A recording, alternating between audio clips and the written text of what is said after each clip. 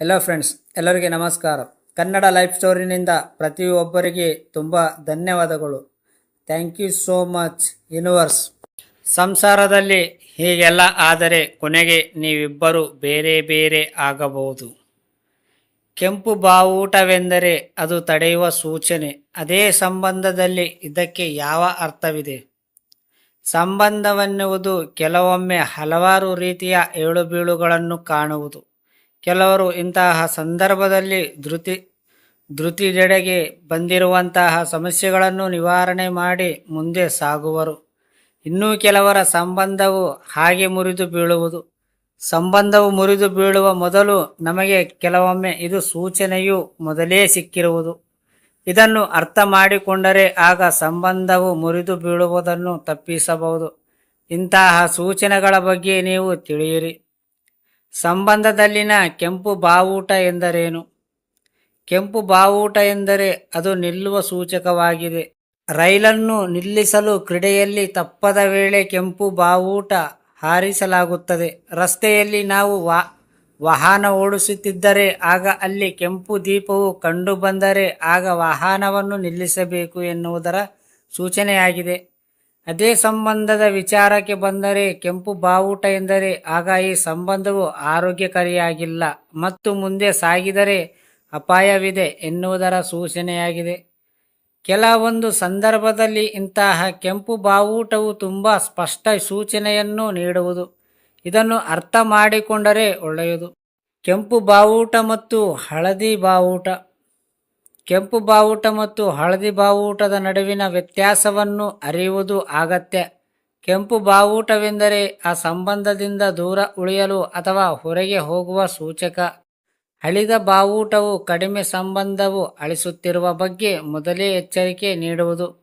ಸಂಬಂಧದಲ್ಲಿ ವೈಯಕ್ತಿಕ ಬಯಕೆ ಮತ್ತು ಇಚ್ಛೆಗಳಿಗೆ ಅನುಗುಣವಾಗಿ ಹಳದಿ ಬಾವುಟವು ಬದಲಾಗುತ್ತಿರುವುದು. ಭಾವನಾತ್ಮಕ ಸಂಬಂಧದಲ್ಲಿ ಕಠಿಣತೆ ಬಗ್ಗೆ ತಿಳಿದಿರುವುದು ಮತ್ತು ಅದನ್ನು ಸರಿಪಡಿಸಲು ಪ್ರಯತ್ನಿಸುತ್ತಿರುವುದು ಹಳದಿ ಬಾವುಟವಾಗಿದೆ. ಕೆಂಪು ಬಾವುಟವೆಂದರೆ ಅದು ಹಿಂಸೆ, ಮೋಸ ಅಥವಾ ಅಸಹ್ಯ ಭಾಷೆಯಿಂದ ನಿಂದನೆಯಾಗಿದೆ. ಕೆಂಪು ಬಾವುಟದ ಬಗ್ಗೆ 10 ಅಂಶಗಳು ತಿಳಿಯಿರಿ. ಈ ಕೆಳಗಿನ ಯಾವುದೇ ಕೆಂಪು ಬಾವುಟವು ಪತ್ತೆಯಾಗಿದ್ದರೆ ಆಗ ನೀವು ಸಂಬಂಧದ ಬಗ್ಗೆ ನೀವಾಗಿಯೇ ಆಲೋಚನೆ ಮಾಡಬೇಕು ಅಥವಾ ಅದರ ಭವಿಷ್ಯದ ಬಗ್ಗೆ ಯೋಚಿಸಬೇಕು. ಪ್ರತಿಯೊಬ್ಬರ ಜೀವನದ ಹಾಗೂ ಸಂದರ್ಭಗಳು ತುಂಬ ಭಿನ್ನವಾಗಿದ್ದು ಇದನ್ನು ಸರಿಪಡಿಸಲು ಹಲವಾರು ದಾರಿಗಳಿವೆ. ಇದನ್ನು ಸರಿಪಡಿಸಿಕೊಂಡು ಆರೋಗ್ಯಕರ ಜೀವನ ಸಾಗಿಸಬೇಕು. ಆಲ್ಕೋಹಾಲ್ ಅಥವಾ ಡ್ರಗ್ಸ್ ಚಟ. ನಿತ್ಯವೂ ಕುಡಿದು ಬರುವುದು ಅಥವಾ ವಾರದಲ್ಲಿ ಕೆಲವು ದಿನ ಕುಡಿದು ಬರುವುದು ಕುಡಿತದ ಸಮಸ್ಯೆಗೆ ಕೆಂಪು ಬಾವುಟವಾಗಿದೆ. ಡ್ರಗ್ಸ್ ನಿತ್ಯವೂ ಸೇವನೆ, ವಾರಂತೆ ಅಥವಾ ಅದಕ್ಕೆ ಅಂಟಿಕೊಂಡಿರುವುದು ಕೂಡ ಚಿಂತೆಯ ವಿಚಾರ. ಮದ್ಯಪಾನವು ಕೇವಲ ಸಂಬಂಧ ಮಾತ್ರವಲ್ಲದೆ ಕೆಲಸ, ಆರೋಗ್ಯ ಹಾಗೂ ಜೀವನದ ಮೇಲೂ ಪರಿಣಾಮ ಬೀರುವುದು. ಅದೇ ರೀತಿಯಲ್ಲಿ ಡ್ರಗ್ಸ್ ಬಳಕೆ ಕೂಡ ಸಂಪೂರ್ಣವಾಗಿ ಜೀವನವನ್ನು ಹಾಳು ಮಾಡುವುದು. ನಿಮ್ಮ ಪ್ರೀತಿ ಪಾತ್ರರು ಅಪರಿಚಿತರು ಮತ್ತು ಪ್ರಾಣಿಗಳಿಗೆ ಹಿಂಸೆ ಮಾಡುತ್ತಲಿದ್ದರೆ ಇದು ಕೆಂಪು ಬಾವುಟವಾಗಿದೆ. ಅವರು ತಮ್ಮ ಭಾವನೆಗಳನ್ನು ಸರಿಯಾಗಿ ಇಟ್ಟುಕೊಳ್ಳಲು ಆರೋಗ್ಯಕರ ವಿಧಾನವನ್ನು ಅನುಸರಿಸಿಕೊಂಡು ಹೋಗಿಲ್ಲ ಎಂದು ಹೇಳಬಹುದು. ಸಂಬಂಧದ ಗುರಿಗಳು ಭಿನ್ನ. ಕೆಲವರಿಗೆ ತಮ್ಮ ವೈಯಕ್ತಿಕ ಸಾಧನೆಯ ಗುರಿ ಸಂಬಂಧಕ್ಕಿಂತಲೂ ತುಂಬ ಮುಖ್ಯವಾಗಿರುವುದು. ಇದು ಕೂಡ ಕೆಂಪು ಬಾವುಟವಾಗಿದೆ. ಪರಸ್ಪರರ ಭಿನ್ನ ದಾರಿಯಲ್ಲಿ ಸಾಗುತ್ತಲಿದ್ದರೆ ಆಗ ಖಂಡಿತವಾಗಿಯೂ ಭವಿಷ್ಯದಲ್ಲಿ ಸಂಬಂಧವು ಸರಿಯಾಗಿಲ್ಲ. ಆರ್ಥಿಕ ಪರಿಸ್ಥಿತಿ ಮತ್ತು ಮಕ್ಕಳ ಬಗ್ಗೆ ಇಬ್ಬರಿಗೆ ಭಿನ್ನಾಭಿಪ್ರಾಯಗಳು ಇದ್ದರೆ ಆಗ ಜೀವನದಲ್ಲಿ ಸಮಸ್ಯೆಯಾಗುವುದು. ಅಪನಂಬಿಕೆ ಮತ್ತು ಅಸೂಯೆ. ಸಂಬಂಧದಲ್ಲಿನ ಮತ್ತೊಂದು ಕೆಂಪು ಬಾವುಟವೆಂದರೆ ಅದು ಅಸೂಯೆ ಮತ್ತು ಅಪನಂಬಿಕೆ. ಇವೆರಡೂ ಇದ್ದರೆ ಇಂತಹ ಸಂಬಂಧವು ಹೆಚ್ಚು ಕಾಲ ಬಾಳಿಕೆ ಬರುವುದಿಲ್ಲ. ಪರಸ್ಪರರ ಮೇಲೆ ನಂಬಿಕೆ ಹಾಗೂ ಒಬ್ಬರನ್ನು ಮತ್ತೊಬ್ಬರನ್ನು ಪ್ರೋತ್ಸಾಹಿಸುವ ಗುಣವೂ ಇರಬೇಕು. ದಾಂಪತ್ಯ ದ್ರೋಹದ ಇತಿಹಾಸ. ದಾಂಪತ್ಯದಲ್ಲಿ ಯಾವಾಗಲೂ ನಂಬಿಕೆ ಎನ್ನುವುದು ಅನಿವಾರ್ಯ. ಸಂಗಾತಿಯು ಯಾವಾಗಲೂ ಮೋಸ ಮಾಡುತ್ತಲಿದ್ದರೆ ಆಗ ಇದು ಬಗ್ಗೆ ಎಚ್ಚರ ವಹಿಸಬೇಕು. ಸಂಗಾತಿಯು ಬದಲಾಗುತ್ತಿದ್ದೇನೆ ಎಂದು ಹೇಳಿದರೂ ಈ ಸಂಬಂಧದಲ್ಲಿ ನೀವು ಹಿತಕರವಾಗಿರಬಹುದೇ ಎಂದು ತಿಳಿಯಬೇಕು. ಕೆಲವರಿಗೆ ಇಂತಹ ವಿಚಾರಗಳ ಬಗ್ಗೆ ಚಿಂತೆ ಇರೋದು, ಆದರೆ ಇದರ ಬಗ್ಗೆ ಚಿಂತಿಸುವವರು ಗಮನಿಸುವುದು ಅತಿ ಅಗತ್ಯ. ಸಂಗಾತಿಯು ನಿಮ್ಮ ಎಲ್ಲ ವಿಚಾರಗಳ ಬಗ್ಗೆ ನಿಯಂತ್ರಣ ಸಾಧಿಸುತ್ತಲಿದ್ದರೆ ಆಗ ನೀವು ಈ ಸಂಬಂಧದಿಂದ ಹೊರಗೆ ಬರುವುದು ಅಥವಾ ದೂರವಾಗುವುದು ಒಳ್ಳೆಯದು.